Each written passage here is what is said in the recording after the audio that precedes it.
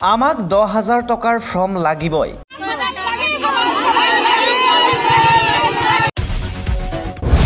আমিও অমৃত কললৈ ঘূৰিছো।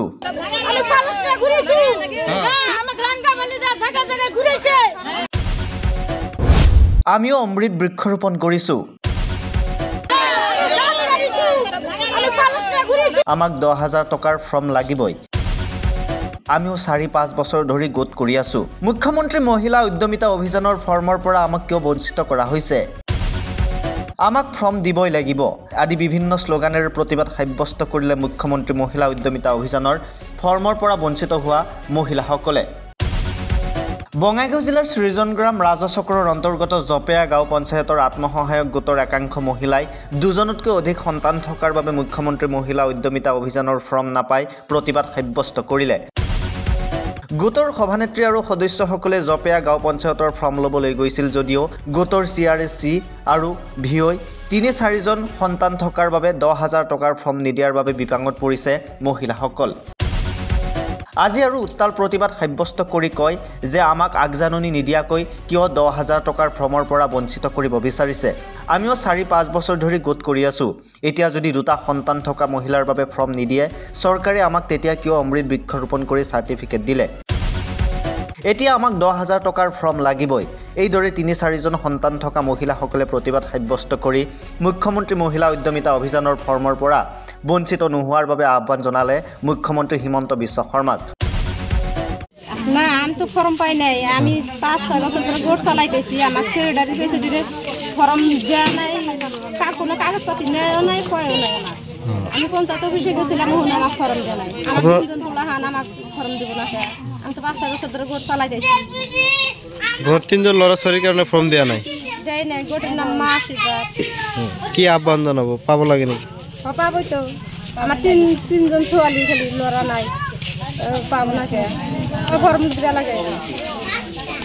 সবাই ফর্ম পাইলে আমি পাম না কে জানাবো না কে। সেক্রেটারি প্রেসিডেন্ট আসলে শতাঙ্গিরি করে আমাকে কনাই, কোনো কাগজপাতি নেওয়া নাই, আমার কাছে চাইও নাই, ফর্মও দেওয়া নাই।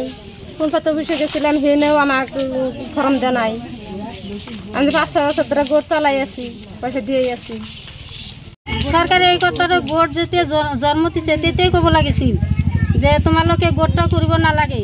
যিবিলাক মানুহ 5-6জন ল'ৰা ছোৱালী আছে সেইবিলাকক আমি কোনো অনুদান পইচা পাতি নিদিওঁ। আৰু যিবিলাক মানুহ কেৱল 2-3টা ল'ৰা ছোৱালী আছে সেইবিলাক মানুহ গোট কৰিব লাগে। আপোনালোকে যে ল'ৰা ছোৱালী 4-5জন থাকিলে যে নিদিব, কোনো ধৰণৰ নোটিছ দিছিল? নাই, কোনো ধৰণৰ নোটিছ দিয়া নাই, অৰ্ডাৰ দিয়া নাই। এইটো খুবেই বেয়া কথা হৈছে, কিয়নো এই আইনটো হৈছে 2019 চনত। এই গোটবিলাক যে আছে এতিয়া কিছুমান গোট হৈছে 7 বছৰ 6 বছৰ। 2019 চনৰ আগৰে আইনটো হৈছে 2019 চনত। কিন্তু চৰকাৰে কি নিয়ম দিছে, 2টা সন্তান থাকিব লাগে। কিন্তু সিহঁতৰ এতিয়া কোনোবাই 4টা 5টা হ'ব পাৰে, কিন্তু 3টা সন্তান হোৱালৈকে সিহঁতে কিয় পাব? 2টাহে পাব লাগে, 2টা সন্তান থাকিলেহে পাব লাগে। তেনেহ'লে এতিয়া কিয় 3টা কৰিলে? তেতিয়া চৰকাৰে মানা কৰিব লাগিছিল তেতিয়া যে 4টা বা 5টা সন্তান থাকিলে সিহঁতে গোট কৰিব নোৱাৰিব।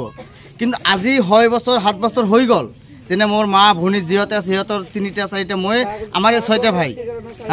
এতিয়া গোটত আছে আজি কিমান বছৰ হৈ গ'ল, সিহঁতে নাপায়। 3জন যেতিয়া আছে, সেই চৰকাৰে কি কৰিছে, এতিয়া 3টা সন্তানক দিব আৰু 4টা 5টা যি আছে তাক নিদিব। এইটো কোনো আইনতো নাপাৰে। ইয়াতে সকলোৱে বিৰুদ্ধ কৰিব, কিয়নো ইমান বছৰৰ পৰা সিহঁতে কষ্ট কৰি আছে। এইটো ফৰ্মৰ কাৰণে 100 টকা দিব লাগে, সেইটোৰ কাৰণে 200 টকা দিব লাগে, এইটোৰ কাৰণে 500 টকা দিব লাগে। এতিয়া 7 বছৰ হৈ গ'ল, কিমান টকা সিহঁতে খৰচ কৰিছে। এতিয়া কি কৰি আছে, যদি যাৰ 3টা সন্তান আছে বা তলত আছে সিহঁতে পাব, যেতিয়া 3টাৰ ওপৰত যিবিলাক আছে সিহঁতে নাপায়। এইটো আইন, তাৰমানে মহিলাতেতো কেতিয়াও মানি নলয়। এইটো হয়তো কেঞ্চেল কৰিব লাগিব, নহ'লে সদস্য যিমান আছে গোটত গোটেইকেইটা দিব লাগিব ফৰ্ম, যিটো 10,000 টকাৰ ফৰ্ম দি আছে। আমিতো এইবিলাক ইমান ঘূৰি ফুৰি নাথাকোঁ। মই শুনা পালোঁ যে সিহঁতক কোনো নোটিছ দিয়া নাই বা একো দিয়া নাই।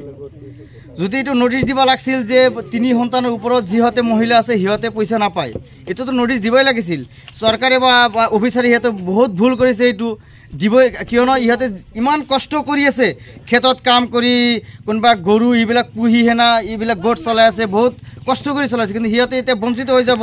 আৰু যিহেতু 2টা বা 3টা, 2-3টা কাৰ সন্তান থাকে? বেছিভাগে শিক্ষক বা কোনোবা চাকৰিয়াল ধনী মানুহৰ পৰিয়ালে 2টা থাকে। আৰু আমাৰ যিবিলাক গৰীব পৰিয়াল আছে 3টা 4টা সন্তান থাকে।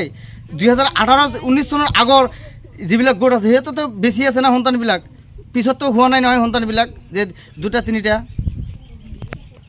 কি আহ্বান জনাব চৰকাৰক? মই চৰকাৰক এইটো আহ্বান জনাম যে আমাৰ যিমান গোট আছে বা আমাৰ এইটো হ'ল জপিয়া জিবিত যিমান গোট আছে সকলোৱে যাতে আমাৰ মা ভনী যিমান আছে সকলোৱে যাতে 10,000 টকাৰ ফৰ্মটো পাই যায়, ঘৰে ঘৰে 10,000 টকা কৈ পায়, এইটোৱে আমাৰ আহ্বান আছে চৰকাৰৰ ওচৰত। ককিলাৰ পৰা জাহাংগীৰ আলমৰ ৰিপৰ্ট, দি টাইম।